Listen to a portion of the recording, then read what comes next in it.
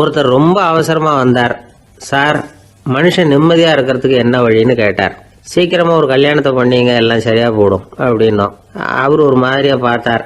ஏற்கனவே எனக்கு கல்யாணம் ஆயிட்டுது சார், அதனால தானே நிம்மதியாக இருக்கிறதுக்கு வழி கேட்குறேன் அப்படின்னார். சரி, இவர் ஒரு மாதிரியான கேஸ் அப்படின்னு நினச்சிக்கிட்டு நம்மகிட்ட இருந்த ஒரு சின்ன புத்தகத்தை அவர்கிட்ட தூக்கி கொடுத்தோம். இதை படித்து பாருங்கன்னு. கல்யாணத்துக்கு பிறகும் சந்தோஷமாக இருக்கிறதுக்கு என்ன வழி அப்படிங்கிற கேள்விக்கு அந்த புத்தகத்தில் விளக்கம் இருந்தது. கணவன் மனைவிக்குள்ள சிக்கல் வராமல் இருக்கிறதுக்கு அதில் சில வழிகளை சொல்லி கொடுத்துருக்குறாங்க. அதெல்லாம் என்னென்ன அப்படிங்கிறத இப்போ பார்க்கலாமா? குடும்பம்னு இருந்தால் கோபம் வரதான் செய்யும். அது வந்துட்டு போகட்டும், பரவாயில்ல. ஆனால் அந்த கோபம் ஒரே நேரத்தில் 2 பேருக்கும் வந்துடாமல் பார்த்துக்கணும். ஒரு சமயத்தில் யாராவது ஒருத்தர் தான் கோபப்படணும், அடுத்தவங்க அமைதியாக இருக்கணும். அதுக்கப்புறம் இவர் அமைதியான உடனே அவங்க ஆரம்பிச்சிக்கலாம். கோபமாக ஏதாவது சொன்னால் உடனே கோபமாக பதில் சொல்லக்கூடாது. கொஞ்சம் பொறுத்து கோபம் தீர்ந்த உடனே அந்த பதிலை சொல்லலாம். அப்போ பதில் கோபமாக இருந்தால் கூட அது அவ்வளோ பெருசாக தெரியாது. அற்ப விஷயத்துக்கெல்லாம் காய்ச்சி மூச்சுன்னு கத்திட்டு இருக்கக்கூடாது. உங்கள் 2 பேருக்குள்ள ஒரு தர்க்கம் ஆரம்பமாயிட்டுதுன்னு வச்சுக்கோங்க. கடுமையாக 2 பேரும் விவாதம் பண்ணுறீங்க. உங்களில் ஒருத்தர் இதில் ஜெயிக்கணும்னா அது நீங்களாக இருக்க வேணாம், அடுத்தவங்க ஜெயிக்கிறதுக்கு நீங்கள் துணையாக இருங்களேன். அப்படின்னா நீங்கள் கொஞ்சம் விட்டு கொடுக்கணும், அவ்வளவுதான். ஏதாவது குத்தம் சொல்லணுமா, செஞ்ச தப்பை சுட்டி காட்டணுமா, விமர்சனம் பண்ணணுமா, பண்ணுங்க, வேணான்னு சொல்லலை. ஆனால் சொன்னதை அப்படி சொல்கிறத கொஞ்சம் அன்பாக இதமாக சொல்லுங்க. எப்போ நடந்த தவறுகளையெல்லாம் இப்போ போய் மறுபடியும் ஞாபகப்படுத்திகிட்டு இருக்க வேண்டாம். நான் அப்போவே சொன்னேன் இந்த புடவை வேணாம்னு, நீங்கள் தான் கேட்கல, இப்போ பாருங்கள் கிழிஞ்சு போச்சு இப்படின்னு கத்துனாங்க ஒரு அம்மா. எப்போ சொன்னீங்கன்னு கேட்டால் ஒரு 10 வருஷத்துக்கு முன்னாடி தீபாவளி சமயத்தில் அப்படிங்கிறாங்க. அது என்ன இன்னும் அப்படியே புதுசாகவே இருக்கும்? உங்களுக்கு அவர் தான் பெருசு, அவருக்கு நீங்கள் தான் பெருசு. அதை விட இந்த உலகத்தில் வேறு எதுவும் முக்கியம் இல்லைன்னு நினைக்கணும். நீ தான் என்னுடைய உலகம்னு எத்தனை தடவை சொல்லியிருப்பீங்க? அதெல்லாம் வெறும் வசனமாக போயிடக்கூடாது. ஏதாவது ஒரு பிரச்சனையை பற்றி கடுமையாக விவாதம் பண்ணிக்கிட்டு இருக்கீங்க, அதை அப்படியே பாதியில் விட்டுட்டு படுக்கைக்கு போயிடக்கூடாது. சொச்சத்தை நாளைக்கு பேசிக்கலாம்னு. அப்படி போனால் தூக்கம் வராது. பிரச்சனையை ஒரு முடிவு பண்ணிக்கிட்டு அதுக்கப்புறமா தூங்க போகணும். ஒரு நாளில் ஒரு தடவையாவது உங்கள் ஜோடியை பாராட்டி நல்ல விதமாக கனிவாக ஒரு வார்த்தை சொல்லணும் அப்படின்னு தீர்மானம் பண்ணீங்க. ஏதாவது தப்பு பண்ணிவிட்டீங்கன்னா பரவாயில்ல, அதை ஒத்துக்கிறதுக்கும் மன்னிப்பு கேட்கறதுக்கும் தயாராக இருக்கணும். அது ஒன்றும் கேவலம் கிடையாது. வீட்டுக்குள்ளே தானே கேட்க போகிறீங்க, வெளியில் யாருக்கு தெரிய போகுதோ? எப்படியோ உங்களுக்குள்ள ஒரு சமரசம் ஆனால் சார் தான். ஒரு தகராறுன்னு எடுத்துக்கிட்டா குறைஞ்சபட்சம் அதுக்கு 2 பேர் தேவை. தனியாகவே உட்காந்துக்கிட்டு நான் இப்போ தகராறு பண்ணிகிட்டு இருக்கிறேன் அப்படின்னு யாரும் சொல்ல முடியாது. 2 பேர் தகராறு பண்ணுறாங்கன்னா பொதுவாக அந்த 2 பேரில் யார் அதிகமாக பேசுகிறாங்களோ அவங்க பேரில் தான் தப்பு இருக்கும். அதை மனசில் வச்சுக்கணும். இதெல்லாம் தான் அந்த புத்தகத்தில் போட்டிருக்கிற வழிமுறைகள். இவ்வளவும் சரியாக வரலைன்னா அப்புறமா சொல்லுங்கள், வேறு புத்தகம் ஏதாவது இருக்கான்னு தேடுவோம். ஒரு கணவன் தன்னுடைய மனைவியை அழைச்சிட்டு ஒரு மனோதத்துவ டாக்டர்கிட்ட வந்தாராம். டாக்டர், எங்களுக்கு கல்யாணம் ஆகி 30 வருஷ காலமாக நாங்கள் ஒரு விஷயத்தில் கூட ஒத்து போனதில்லை அப்படின்னு ஆரம்பித்தார்.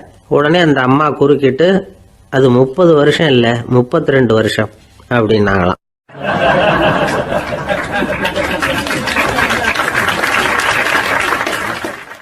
சில பேரை இப்படி சொல்கிறது உண்டு. அடுத்தவங்களை அனுசரித்து நடந்துக்க தெரியல, அவன் என்ன சார் மனுஷன் அப்படிம்பாங்க. சக மனிதர்களோடு எப்படி பழகிறது அப்படின்னு தெரியாததுனாலேயே பல பேர் இன்னைக்கு சங்கடப்பட்டுக்கிட்டு இருக்கிறாங்க. வசதி வாய்ப்பெல்லாம் சரியாக இருக்கும், ஆனால் வாழ்க்கை சரியாக இருக்காது. இன்னொருத்தர்கிட்ட எப்படி பேசுறது பழகிறதுங்கிறது தெரியாததுனால தான் இந்த அவஸ்தை. சரி, இந்த அவஸ்தை இல்லாமல் வாழறது எப்படி? இதுக்கு அனுபவசாலிகள் சில வழிமுறைகளை சொல்கிறாங்க. அதெல்லாம் என்னென்னங்கிறத இப்போ தெரிஞ்சுக்குவோம். முதல்ல நம்ம நாக்கு நம்ம கண்ட்ரோலில் இருக்கணும். வார்த்தைகளை கொட்டி விட்டு அதுக்கப்புறம் அள்ள முடியாமல் கிடந்து கஷ்டப்படக்கூடாது. எப்படி பேசுகிறோங்கிறதும் முக்கியம், பேசுகிறப்ப எப்படி முகத்தை வச்சிருக்கிறோங்கிறதும் முக்கியம். அன்பாக பேசினாலும் நல்லாயிருக்கும். அப்படி பேசுகிறப்ப ஆதரவாக அவர் தோள் மேலே ஒரு கையை போட்டுக்கிட்டு பேசினா இன்னமும் நல்லாயிருக்கும். 2வது விஷயம், இன்னொருத்தர்கிட்ட பேசுகிறப்போ வாக்குறுதிகளை அள்ளி வீசக்கூடாது. கொடுக்குற வாக்குறுதி குறைச்சலாக இருக்கணும். அப்படி கொடுத்த வாக்குறுதியை கண்டிப்பாக நிறைவேற்றணும். நாம் ஒருத்தரை பாராட்டுறோம் அல்லது அவரை பற்றி அபிப்பிராயம் சொல்கிறோம்னா அது ஆக்கப்பூர்வமாக இருக்கணும். நம்ம பாராட்டு அல்லது விமர்சனம் அடுத்தவருடைய முன்னேற்றத்துக்கு உதவுறது மாதிரி இருக்கணும். நாம் சொல்கிறத கேட்டுட்டு அவன் தலையில் கையை வச்சுட்டு உட்காந்துடக்கூடாது. எப்பவும் உற்சாகமாக இருக்கணும், முகம் மலர்ச்சியாக இருக்கணும். மனுஷன் இருந்தால் வருத்தம், கவலை, ஏமாற்றம் எல்லாம் இருக்க தான் செய்யும். அதெல்லாம் மனசில் இருக்கட்டும். அந்த வருத்தமும் கவலையும் ஏமாற்றமும் சேர்ந்துக்கிட்டு நம்ம முகத்தில் இருக்கிற மலர்ச்சியை மூடி மறைக்கிறதுக்கு நாம் இடம் கொடுத்துடக்கூடாது.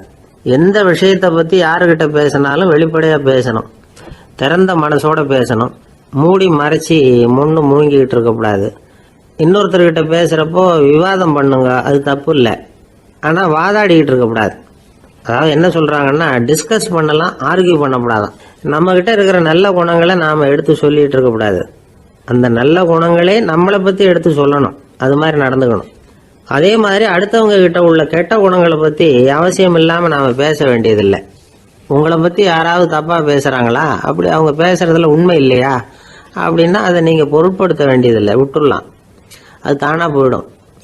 ஒரு 4-5 பேரோட பேசிக்கிட்டு இருந்தீங்கன்னா எல்லாருக்கும் முக்கியத்துவம் கொடுங்க, யாரையும் அலட்சியப்படுத்தாதீங்க. தமாஷா பேசலாம், ஆனால் அவங்க தமாஷ் அடுத்தவங்களை கேலி பண்ணுறதா இருக்கக்கூடாது. நமக்கு கிடைக்க வேண்டியது கிடைக்கலையே அப்படிங்கிற தவிப்பு நம்மக்கிட்ட இருக்கக்கூடாது, அது தேவையில்லை.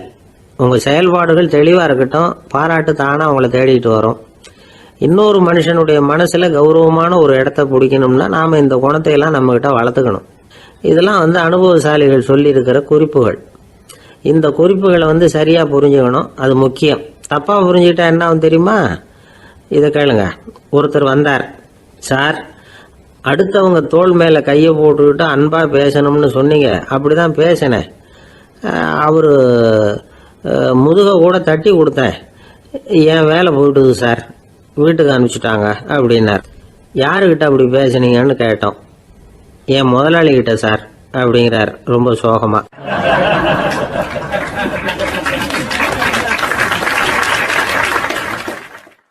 இந்த உலகமே ஒரு நாடக மேடை, நாம் எல்லாரும் நடிகர்கள். இது ஞானிகள் சொல்கிறது. இது ஒரு பக்கம் இருக்கட்டும். இந்த உலகத்துக்குள்ளே எத்தனையோ நாடக மேடைகள், எத்தனையோ நடிகர்கள், எத்தனையோ நாடகங்கள், இதெல்லாம் எப்படி ஆரம்பமாச்சு, அதுதான் இன்றைக்கி தகவல். அதாவது ஆதி மனிதன் பேச ஆரம்பிக்கிறதுக்கு முன்னாடி சைகையாலேயே எல்லாத்தையும் சொல்லிக்கிட்டு இருந்தான். அதனால் அப்போவே நடிப்பு ஆரம்பமாயிட்டுது. முதல்ல ஒரு வேட்டையைத்தான் அவன் நடித்து காட்டியிருப்பான். இவன் எப்படி போனான், எதிரில் மிருகம் எப்படி வந்தது, அதோடு எப்படி சண்டை போட்டான், எப்படி அடித்து கொண்டுகிட்டு வந்தான், இதை அப்படியே மற்றவங்களுக்கு நடித்து காட்டியிருப்பான். ஏன்னா மொழி கிடையாது. இந்த காலத்துலலாம் நாடகங்களில் நடிக்கிறவங்கள நடிகர்கள்ங்கிறோம். ஒரு காலத்தில் இவங்களுக்கு என்ன பேர் தெரியுமா? திஸ்பியர்கள் அப்படின்னு பேரான். இதுக்கு காரணம் உண்டு. அதாவது 2000 வருஷத்துக்கு முன்னாடி கிரீஸ் நாட்டில் திசிபியஸ் அப்படின்னு ஒரு ஆள் இருந்தான். அவன் ஒரு பெரிய நாடக கலைஞன். அவன் சில இளைஞர்களை சேர்த்துக்கிட்டான், பயிற்சி கொடுத்தான், நாடக குழுவை உருவாக்கினான். நடிகர்களையும் நாடகத்துக்கு தேவையான பொருள்களையும் ஏற்றிக்கிட்டு போகிறதுக்கு ஒரு வண்டியையும் தயார் பண்ணான். அந்த வண்டியிலேயே அவன் கிரேக்க நாடு பூராவும் சுற்றினான். ஊர் ஊராக நாடகம் போட்டான்.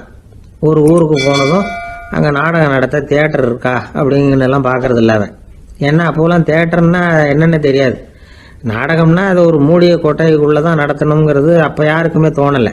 இந்த வண்டி போகும், அதுவே ஒரு பகுதி அப்படியே ஒரு மேடை மாதிரி விரிச்சிக்கும். அதில் ஏறி நின்றுக்கிட்டு நாடகத்தை நடித்து காட்டுவாங்களாம். மக்கள்லாம் எதிரில் தரையில் உட்காந்து அதை பார்த்துக்கிட்டு இருக்கிறது. உலகத்தின் முதல் நடமாடும் தியேட்டர் இது தானே.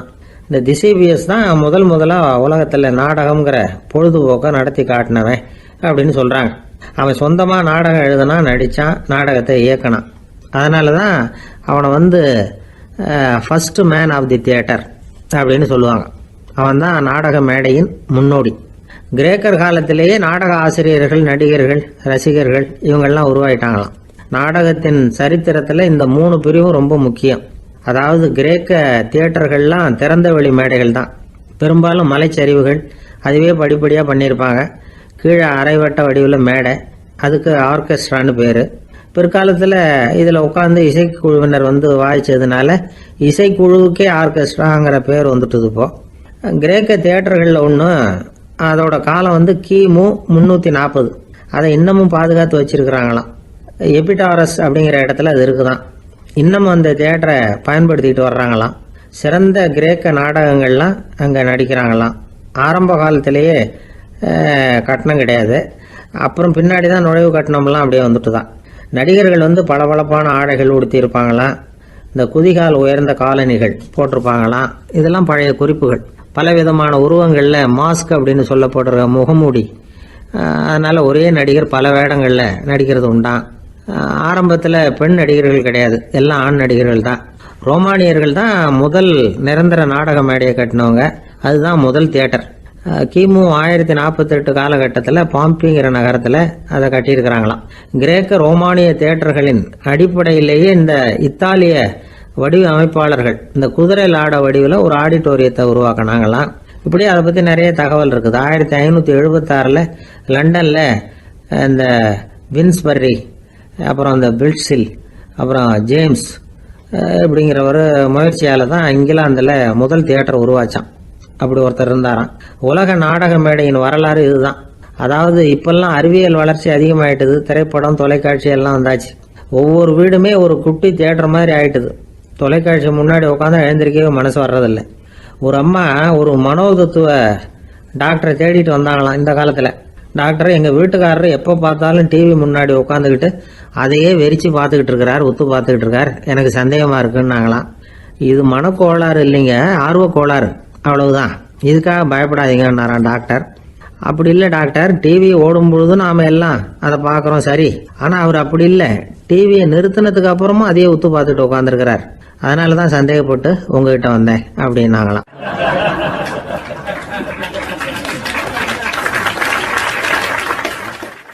ஒரு சின்ன பையன் வந்தான். அவனை பார்த்து ஒரு கேள்வி கேட்டோம்.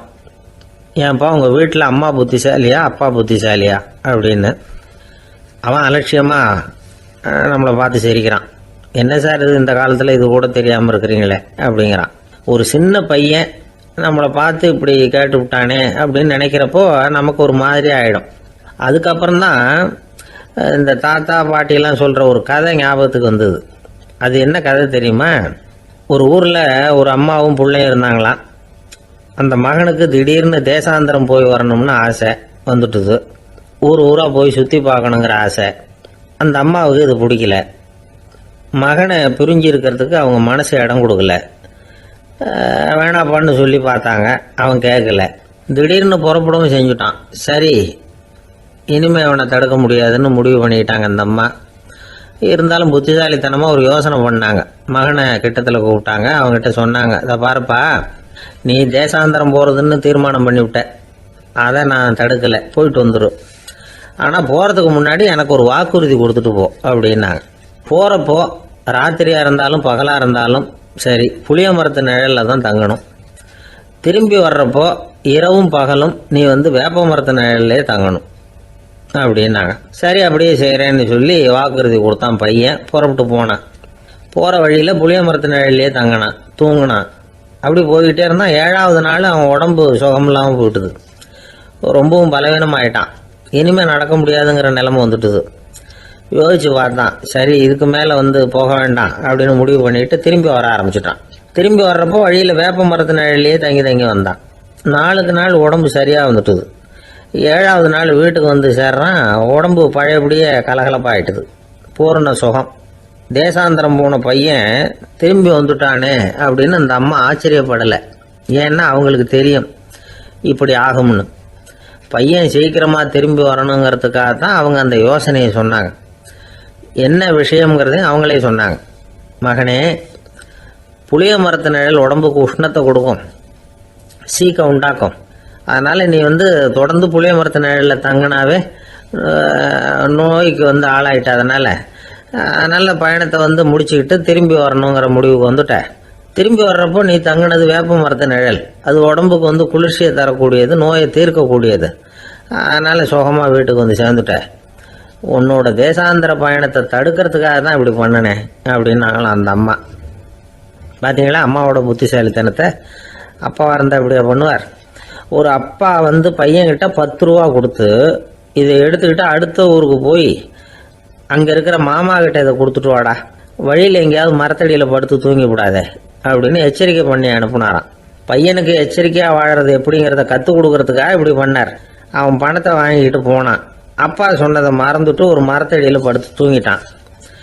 அவனுக்கு தெரியாமல் அவன் பின்னாடியே போன அப்பா அவன் கையில் இருந்த அந்த 10 ரூபாயை நைஸாக எடுத்துகிட்டு வந்துட்டார். அவன் பையில் தானே வச்சுருந்தான், அது தெரியாமல் எடுத்துகிட்டு வந்துட்டார். அவன் தூங்கிக்கிட்டு இருக்கான். எடுத்துகிட்டு ஒரு மறுபடியும் வீட்டுக்கு வந்துட்டார். பையன் முழிச்சுக்கிட்டு பையை தடவி பார்க்குறான், பணத்தை காணும். அழுதுகிட்டே திரும்பி வந்தான். அப்பா கிட்ட விஷயத்த சொன்னான். அப்பா சிரிச்சுக்கிட்டே சொன்னார், அதுக்கு தான்ப்பா ஆரம்பத்திலேயே எச்சரிக்கை பண்ணினேன், இனிமேலாவது நீ ஜாக்கிரதையாக இருக்கணும் அப்படிங்கிறதுக்காக தான் இப்படி பண்ணினேன். அந்த பணம் எங்கேயும் போயிடல, நான் தான் அதை உனக்கு தெரியாமல் எடுத்து வச்சிருக்கிறேன். இதோ பாரு அப்படின்னு சொல்லிக்கிட்டு சைடு பாக்கெட்டில் கையை விட்டா அது ஓட்டையாக இருக்குது. அதை எவனோ ஏற்கனவே கத்திரிச்சு எடுத்துகிட்டு போயிட்டான். இப்போ அப்பா முகத்தில் அசடு வழிஞ்சுதான்.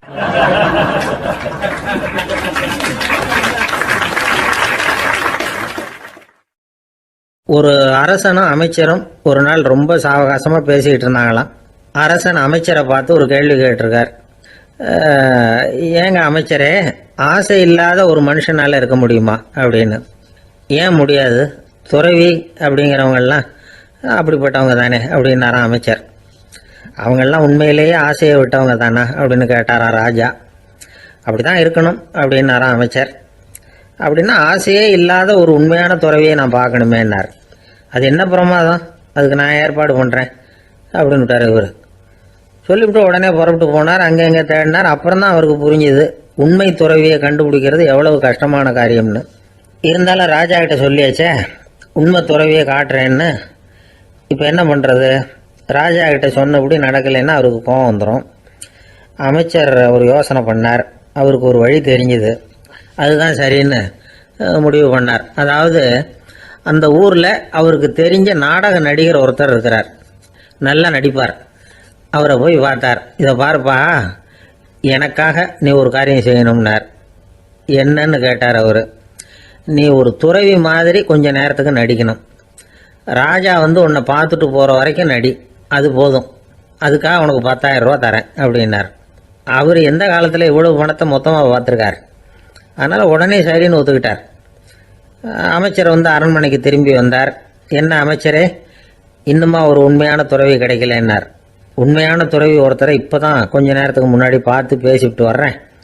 அவர் நம்ம ஊருக்கு வெளியில் குளத்தங்கரையில் உள்ள ஒரு ஆலமரத்துக்கு அடியில் உட்காந்துருக்கிறார் அப்படின்னார் இவர். அப்படின்னா உடனே புறப்படுங்க அப்படின்னார் ராஜா. பரிவாரங்களோடு புறப்பட்டார். அங்கே அந்த மரத்தடியில் அந்த ஆள் வேஷம் போட்டுக்கிட்டு துறவி மாதிரி உட்காந்துருக்கிறான். ராஜா நேராக போனார். அந்த துறவி காலில் பொத்துன்னு விழுந்து வணங்கினார். உடனே ராணியும் அவர் காலில் விழுந்தாங்க. அடுத்தபடியாக அமைச்சர் விழுந்தார். அவருக்கு தெரியும் இது நம்ம ஆள் தான்னு. இருந்தாலும் என்ன பண்ணுறது, நேரம். அப்புறம் பரிவாரங்கள்லாம் துறவி காலில் விழுந்து ஆசீர்வாதம் வாங்கிட்டாங்க. ராஜா அப்புறமா தங்கத்தட்டில் பொண்ணையும் பொருளையும் வச்சு அந்த துறவிகிட்ட ரொம்ப பணிவாக நீட்டுறார். தாங்கள் தயவு பண்ணி இதை ஏற்றுக்கணும் அப்படின்னு வேண்டிக்கிட்டார்.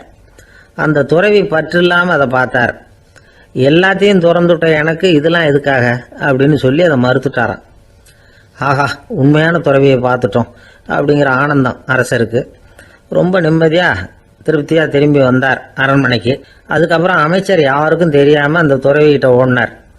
சொன்ன பிரகாரம் பணத்தை நீட்டினார். இந்தப்பா, நான் உங்ககிட்ட சொன்னபடி 10,000 ரூபா பணம் எடுத்துக்கோ அப்படின்னார். அந்த ஆள் ராஜா கிட்ட சொன்னது மாதிரியே எல்லாத்தையும் திறந்துட்ட எனக்கு இதெல்லாம் எதுக்காக வேணாம் அப்படின்னு விட்டாரான். நடித்த வரைக்கும் போதும்ப்பா, இனிமேல் இந்த நாடக வசனம்லாம் வேணாம், வேஷத்தை கலைச்சிரு, பணத்தை வாங்கிக்கோன்னார். இல்லைங்க, இது வேஷம் இல்லை, இது வசனமும் இல்லை, இது உண்மை. கொஞ்ச நேரம் துறவி மாதிரி நடித்ததுக்கே இந்த தேசத்து ராஜா, ராணி, அமைச்சர், பரிவாரங்கள் எல்லாம் என் காலில் விழுந்து வணங்குறாங்க.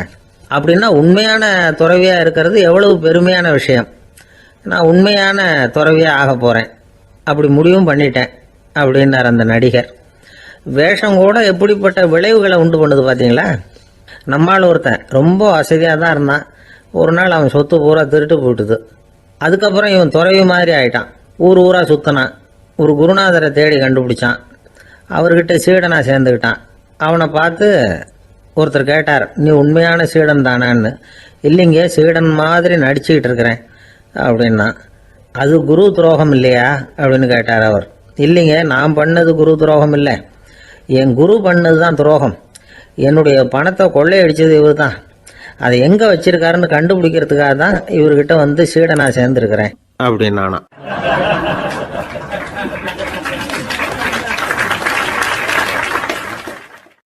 ஒரு ஆள் இருந்தான், நிறைய பணம் சம்பாதிச்சான். ஆனால் செலவு பண்ண மனசு வரல, கருமி. அவன் என்ன பண்ணா, சேர்த்த பணம் பூராவையும் ஒரு மரத்தடியில் புதைச்சி வச்சுருந்தான். வாரத்துக்கு ஒரு தடவை அந்த மரத்தடிக்கு வருவான். புதைச்ச இடத்த ஆவலோடு பார்த்துக்கிட்டு இருப்பான். அதுக்கப்புறம் போயிடுவான். அவ்வளவுதான். ஒரு நாள் ஒரு திருடன் வந்தான். இவன் புதைச்சி வச்சிருந்ததெல்லாம் எடுத்துகிட்டு போட்டான். இது தெரிஞ்சு போச்சு. அந்த கருமி புலம்ப ஆரம்பிச்சிட்டான். இவன் புலம்பலை கேட்டதும் அக்கம் பக்கத்தில் இருந்தவங்கெல்லாம் ஓடி வந்தாங்க. என்ன விஷயம்னு விசாரித்தாங்க. இவன் சொன்னான்.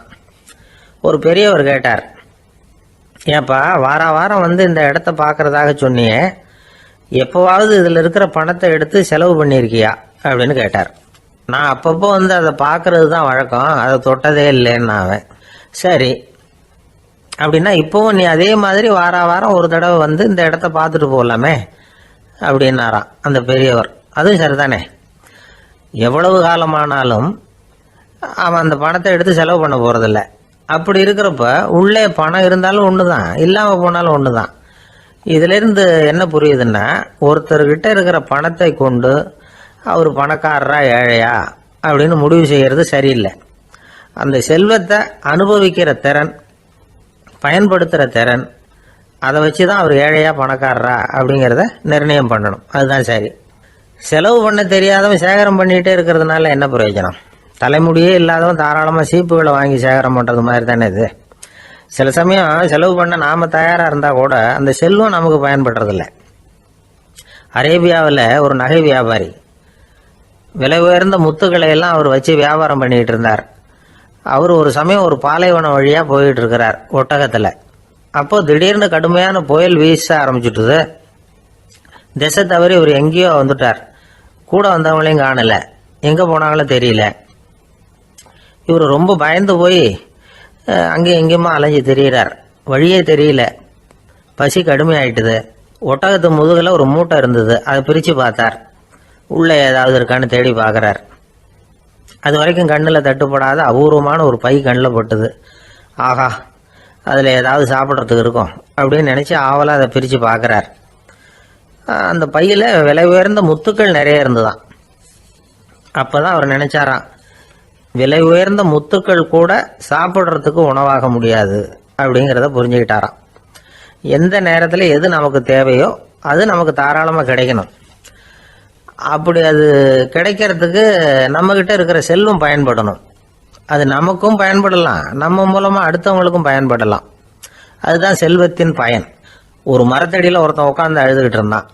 அந்த பக்கமாக வந்த இன்னொருத்தன் ஏப்பா அழுதுகிட்டு இருக்கிறேன்னு கேட்டான். இந்த இடத்துல தான் பூமிக்கு அடியில் பணம் இருக்குது, புதைச்ச இடம் தெரியல, அதான் அழறேன் அப்படின்னா. நல்லா ஞாபகப்படுத்தி பாரு, எந்த இடத்துல புதைச்ச அப்படின்னு கேட்டான் இவன். அது எப்படி எனக்கு தெரியும், புதைச்சி வச்சிருக்கிறவன் நான் இல்லையே, எங்கள் எழுத்து வீட்டுக்காரன் அப்படின்னானா இவன்.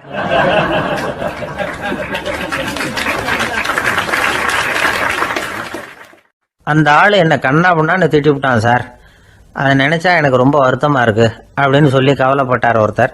இதில் கவலைப்படுறதுக்கு என்ன இருக்குது அப்படின்னார் ஒரு பெரியவர். அவர் ஒரு மகான்.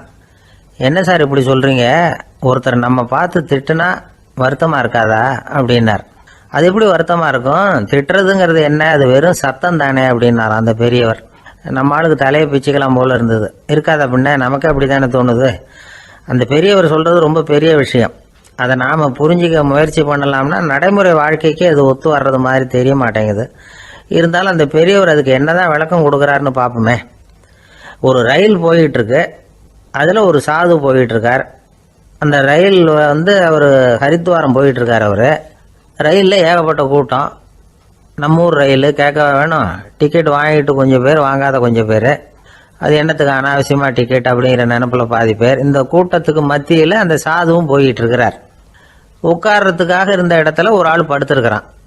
கொஞ்சம் முரட்டு ஆசாமி. அவன் கால் பக்கத்தில் கொஞ்சோண்டு இடம் பாக்கி இருந்தது. அந்த இடத்துல இந்த சாது உட்காந்துருந்தார். மெதுவாக உட்காந்துக்கிட்டார் போய். ஆனால் அந்த ஆள் ராத்திரி பூரா இவரை காலால் உதச்சிக்கிட்டே இருக்கிறான். அது இவருக்கு ரொம்ப அவமானமாக பட்டுது. அதனால் துக்கம் ஏற்பட்டது. இருந்தாலும் அதை ஒரு மாதிரியாக சகிச்சுக்கிட்டே இவர் வந்து சேர்ந்தார். பொழுது விடிஞ்சது. அந்த சாது ஹரித்வார் வந்து சேர்ந்தார். அங்கே ஒரு பெரிய ஞானியை சந்தித்தார். ராத்திரி ரயிலில் அந்த ஆள் உதைச்சதையும் அதனால் தனக்கு ஏற்பட்ட துக்கத்தையும் இந்த சாது அந்த ஞானிகிட்ட சொன்னார். சொல்லிவிட்டு, ஏன் சுவாமி, எனக்கு துக்கம் ஏற்பட்டதே அது தப்பா அப்படின்னு கேட்டார். தவறு தான்னார் அந்த ஞானி. உனக்கு இன்னமும் தேக அபிமானம் போகலைங்கிறது தான் அது காட்டுது.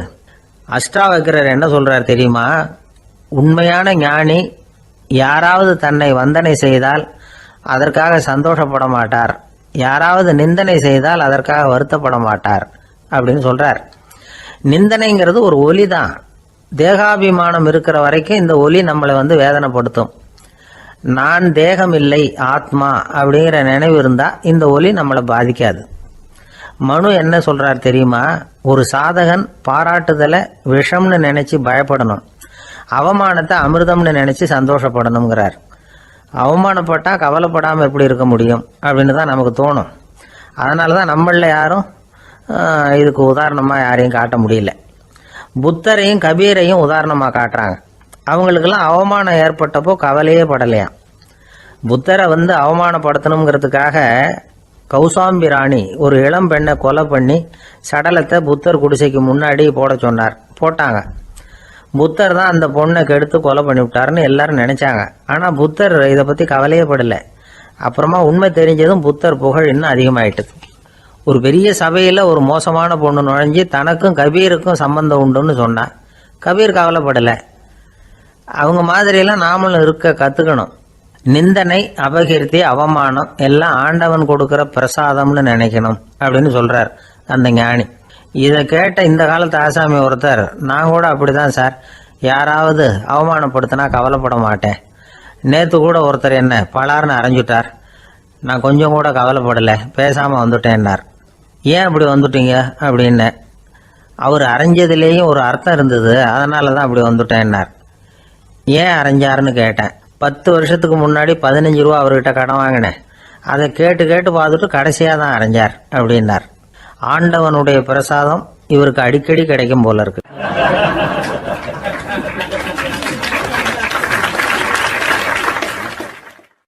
ஒரு பல்கலைக்கழகம், அங்கே ஒரு இலக்கிய பேராசிரியர், அவர் பாடம் நடத்திக்கிட்டு இருந்தார்.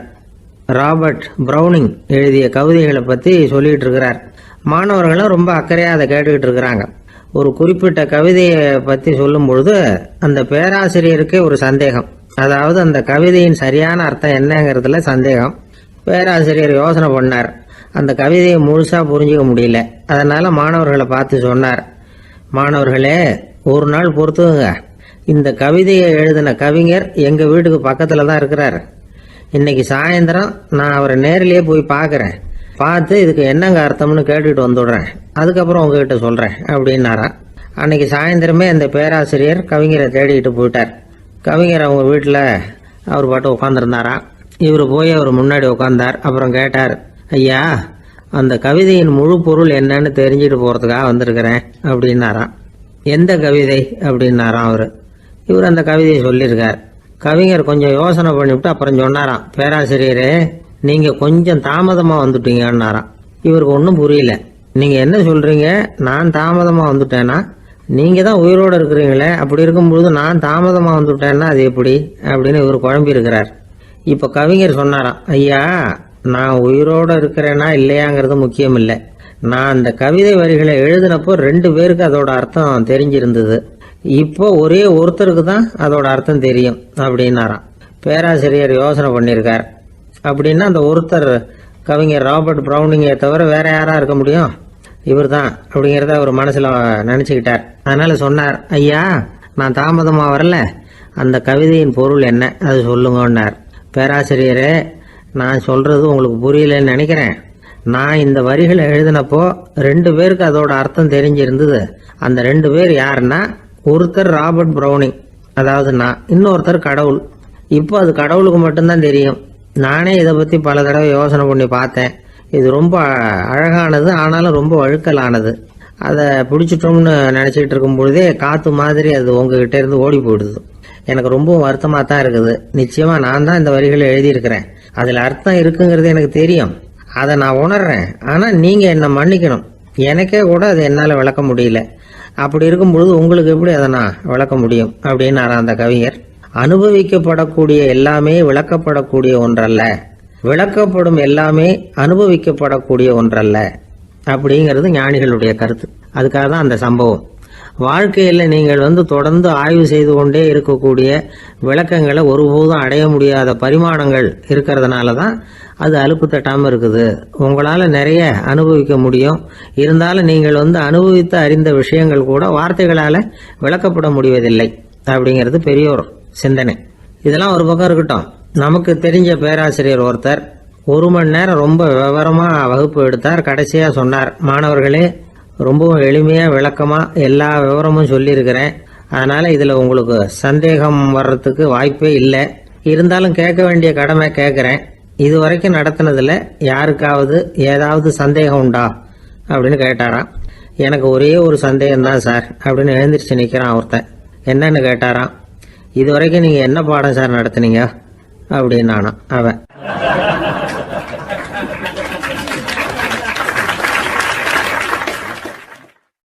அம்மாக்காரங்களுக்கு அடிக்கடி ஏற்படுற கவலை ஒன்று உண்டு.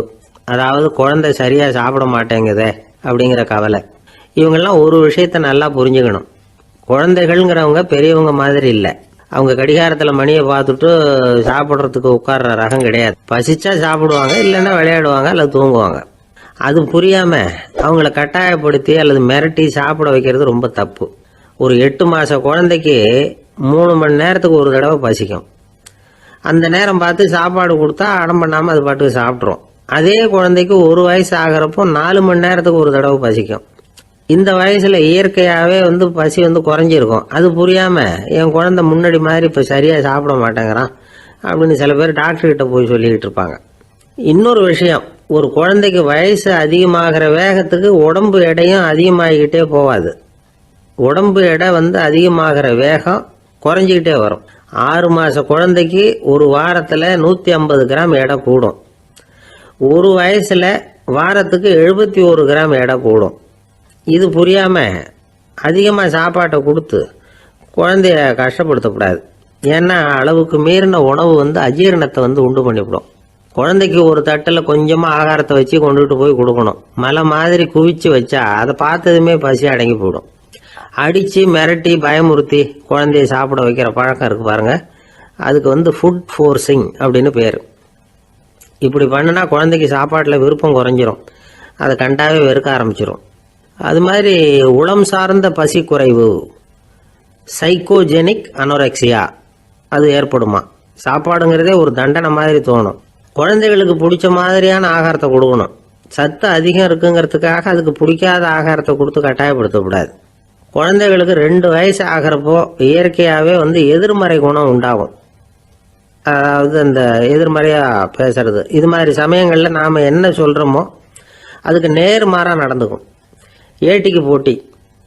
சாப்பிட சொன்னால் விளையாட போவோம், விளையாட சொன்னால் சாப்பாடு கேட்கும். இதை புரிஞ்சுக்கிட்டு நடந்துக்கணும்.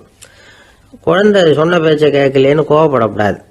குழந்தை வளர வளர பிடிவாத குணம் வர்றது சகஜம். கேட்டதை வாங்கி கொடுத்தாதான் சாப்பிடுவேன் அப்படின்னு பிடிவாதம் பண்ணும். வாங்கி கொடுத்து விடுறது தான் உத்தமம். நீங்களும் அதுகிட்ட பிடிவாதம் பண்ணிட்டு இருக்கக்கூடாது. ஏன்னா கேட்டது கிடைக்கலையேங்கிற ஏமாற்றம் கூட குழந்தையோட பசியை குறைச்சிரும். கேட்டது கிடைச்சிட்டா பசி அதிகமாகும். கொடுத்ததை மலமலன்னு சாப்பிட்றோம். குழந்தைகளுக்கு கண்ட கண்ட நேரத்தில் சாப்பிட்றதுக்கு எதையாவது வாங்கி கொடுத்துக்கிட்டு இருந்தா சாப்பாட்டு நேரத்தில் சாப்பிடாம அடம் பண்ண ஆரம்பிச்சிடும். பள்ளிக்கூடம் போகிற பிள்ளைங்க காலை உணவை சரியாக சாப்பிட மாட்டாங்க. அச்சம், அவசரம், பரபரப்பு இதெல்லாம் தான் காரணம். பள்ளிக்கு புறப்படுறதுக்கு ஒரு 3/4 மணி நேரத்துக்கு முன்னாடியே சாப்பாடு போட்டுருங்க, அது சரியாக போடும். படிக்கிற குழந்தைகள் உடல் சோர்வு, மனச்சோர்வு இது காரணமாக கூட சாப்பிட மறுக்கிறது உண்டு. இப்போ உதாரணமாக சாயந்தரம் விளையாடி விட்டு வீட்டுக்கு வந்ததும் சாப்பிட சொன்னால் வேணாம்பாங்க. இது உடல் சோர்வு. ரொம்ப நேரம் வீட்டு பாடங்களை செஞ்சு முடித்த கையோடு சாப்பிட சொன்னாலும் அவங்களால சரியாக சாப்பிட முடியாது. இது உளச்சோர்வு, அதாவது மனச்சோர்வு. இதை தவிர குழந்தைகளுக்கு உடல் நலக்குறைவு ஏற்பட்டால் கூட சாப்பிட மறுக்கிறது உண்டு. சில மருந்து மாத்திரைகள் கூட பசியை குறைச்சிரும். அதனால் சரியாக தெரிஞ்சுக்கிட்டு குழந்தைகளை சாப்பிட வைக்கணும். அது புரியாமல் கையில் சாப்பாட்டு தட்டை வச்சுக்கிட்டு குழந்தைகளை விரட்டிக்கிட்டு அலையக்கூடாது.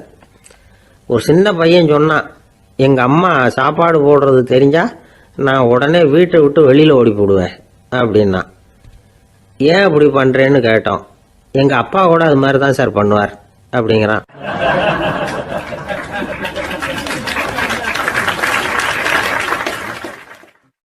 பந்திக்கு முந்தர ஆசாமிகள் நம்மள பல பேர் உண்டு.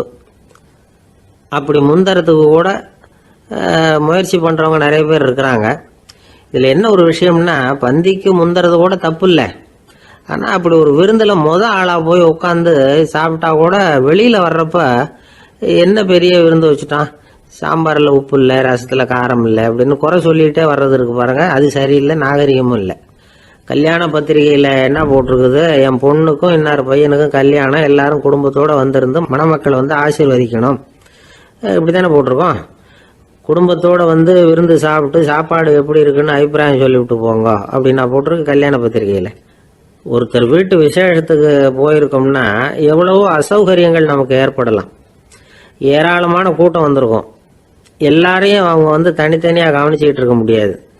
நாம தான் அனுசரித்து நடந்துக்கணும். நாமளாக போய் வாழ்த்த வேண்டியவங்களை வாழ்த்தி விட்டு வந்து சேரணும். அதை விட்டுட்டு பத்திரிக்கை கொடுத்தானேன்னு போனேன், கவனிப்பே சரியில்லை அப்படின்னு புலம்பிக்கிட்டு இருக்கக்கூடாது. ஒரு விருந்துக்கு போனால் அங்கே எப்படி நடந்துக்கணும் அப்படிங்கிறத பற்றி கூட அனுபவசாலிகள் சில விவரங்கள்லாம் சொல்லியிருக்கிறாங்க. இந்த காலத்தில் கல்யாணம், பிறந்த நாள், அது இதுன்னு நிறைய விருந்துகள் நடக்குது. அதெல்லாம் எதுக்காக? மனித உறவுகளை வளர்த்துக்கிறதுக்காக தான், வேற எதுக்கு? ஒரு விருந்துக்கு போனால் அமைதியாக பொறுமையாக போய் உட்காரணும். அடித்து பிடிச்சிக்கிட்டு இடத்த பிடிக்க போகிறேன் அப்படின்னு நிற்கக்கூடாது. முதல் பந்தி நடந்துக்கிட்டு இருந்தால் அது முடிஞ்சு இலை எடுத்து சுத்தம் பண்ணதுக்கு அப்புறம் போய் உட்கார்றது தான் நாகரீகம். இலை எடுக்கிறதுக்கு முன்னாடியே அங்கே போய் உட்காந்தா நல்லா இருக்காது. நீங்கள் சாப்பிட்டுட்டு உட்காந்துருக்கீங்களா, சாப்பிட்றதுக்கு உட்காந்துருக்கீங்களா, பார்க்குறவங்களுக்கு சந்தேகம் வந்துடும். அதே மாதிரி இலையில எல்லா ஐட்டமும் பரிமாறினதுக்கு அப்புறம் சாப்பிட ஆரம்பிக்கணும். ஒவ்வொரு ஐட்டமாக வைக்க வைக்க நாம் பாட்டுக்கு எடுத்து உள்ளே தள்ளிகிட்டே இருந்தோம்னா எதை வச்சோம் எதை வைக்கலன்னு பரிமாறினவரே குழம்பி போயிடுவார். ஏன்னா எப்போ பார்த்தாலும் இலை காலியாகவே இருக்கும். சாப்பிட்றப்போ உங்கள் சாப்பாட்டையே நீங்கள் கவனிக்கணும். அடுத்தவங்க இலையில என்ன இருக்குது, பக்கத்தில் இருக்கிறவர் எதை அதிகமாக சாப்பிட்றார், இதெல்லாம் நமக்கு என்னத்துக்கு? எல்லாரும் சாப்பிட்டு முடிக்கிற வரைக்கும் பொறுமையாக இருக்கிறது தான் நல்லது. நீங்கள் மட்டும் திடீர்னு பாதியில் எழுந்திரிச்சு பக்கத்தில் இருக்கிறவங்களுக்கு சங்கடமாக இருக்குமேங்கிறதெல்லாம் யோசிக்காமல் நீங்கள் பாட்டு எழுந்திரிச்சு போகக்கூடாது. பக்கத்தில் உள்ளவங்க உங்களை எழுந்திரிக்க சொன்னால் எழுந்திரிச்சு போகலாம். விருந்துகளில் சாப்பாட்டை வீணாக்கிறதே ஒரு நாகரிகமாக போட்டுது. இந்த காலத்தில் சாப்பாட்டுக்கே கஷ்டப்பட்டுக்கிட்டு பல பேர் இந்த உலகத்தில் இருக்கிறப்போ சாப்பாட்டை வீணாக்கிறது எவ்வளோ பெரிய மோசங்கிறத நினச்சி பார்க்கணும். வேணுங்கிற அளவுக்கு கேட்டு வாங்கி சாப்பிட்றது தான் முறை. விருந்தில் இந்த பஃபே அப்படின்னு சொல்லி ஒரு முறை சொல்கிறாங்கல்ல, அதாவது உணவு வகைகளையெல்லாம் பொதுவாக ஒரு இடத்துல வச்சுடுறது, நமக்கு தேவையானதை நாமே எடுத்து ஒரு தட்டில் போட்டுக்கிட்டு சாப்பிட வேண்டியது. இதில் கூட சில பேர் தேவைக்கு அதிகமாக எடுத்து போட்டுக்கிட்டு வீணாக்குறாங்க. சில சமயம் வந்து கடைசியாக சாப்பிட போகிறவங்களுக்கு எல்லா ஐட்டமும் கிடைக்காம போகலாம். அதை போய் பெருசு பண்ணிகிட்டு இருக்கக்கூடாது. என்ன சார் இந்த அளவுக்கு கூடவா நாகரிகம் தெரியாமல் இருக்கிறோம், இதை போய் பெருசாக சொல்ல வந்துட்டீங்களே அப்படின்னு நினைக்கலாம். ஒருத்தர் 2 பேருக்கு இந்த விவரம் தேவைப்படலாம். அவங்க காதலையும் இது விழட்டுமேங்கிறதுக்காக தான் இது. ஒரு பெரிய கல்யாண விருந்து நடந்துக்கிட்டு இருந்தது. விருந்து மண்டபத்து வாசலில் ஒருத்தர் நின்றுக்கிட்டு வர்றவங்களையெல்லாம் ரொம்ப மரியாதையாக வணங்கி உள்ளே அனுப்பி வச்சுக்கிட்டு இருந்தார். எப்படி தெரியுமா? வர்றவங்க கையெல்லாம் பிடிச்சி முத்தம் கொடுத்து அதுக்கப்புறம் உள்ளே அனுப்பி வச்சுக்கிட்டு இருந்தாராம். கூட்டம்லாம் முடிஞ்சதுக்கப்புறம் அவர்கிட்ட போய் கேட்டிருக்கிறாங்க, சார் நானும் எவ்வளவோ விருந்துகளுக்கு போயிருக்கிறேன், இருந்தாலும் இவ்வளவு மரியாதையாக வர்றவங்க கைக்கெல்லாம் முத்தம் கொடுத்து வரவேற்கிறத இங்கே தான் பார்க்குறேன் அப்படின்னு சொன்னாங்க. அதுக்கு அவர் சொன்னார், அட போங்க சார், நான் முத்தம் கொடுக்கல, முந்தின பந்திக்கு வந்து சாப்பிட்டவங்களே அடுத்த பந்திக்கும் வர்றாங்களான்னு மோந்து பார்த்து அனுப்பி வச்சுக்கிட்டு இருந்தேன் அப்படின்னார்.